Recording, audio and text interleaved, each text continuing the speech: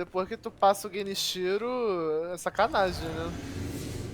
É que ele é tipo, ele te ensina da flor, né? Porque você vai Sim, tipo com a mentalidade sim. de Dark Souls. Aí Uhum. tipo, ele você precisa aprender a jogar o. Aham. Aí você vê, tipo, o quão fácil ele é, né? Sim. Mano, depois ele vira Big City. Mas a primeira vez.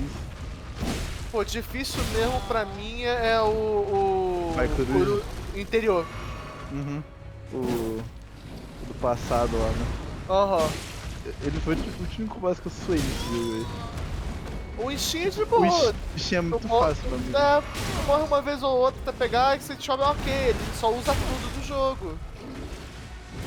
Boaça. Então, é que o Ishin é mais só porque tipo, ele é mecânica pura, né? Aí tipo, Aham.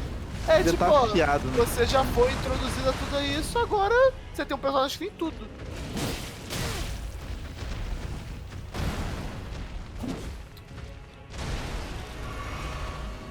Eu acho muito foda o Coruja normal, né? Você tentar usar o interior também, né? Mas a primeira vez que você enfrenta ele é nessa situação, né?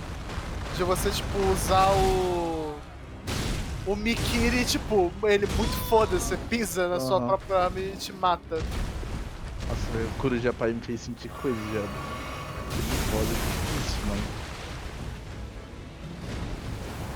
Aquele stand lá dele, que é a coruja, é Nossa, uma não. sacanagem. Aquela segunda fase dele é um inferno. A primeira até vai. Pô, o cara é o homem coruja, velho. Ele tem uma É. coruja espiritual. Ele joga ela vem da puta que pariu, ela explode. Aí ele fica invisível no final do nada, tipo a Noe naquele jogo do Roblox. Ah, pode crer.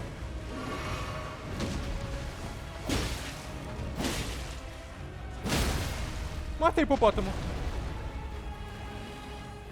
Morreu. Bucha. Uau. Será que Tentei. é outro Porra, hipopótamo? tentei umas 6 vezes só.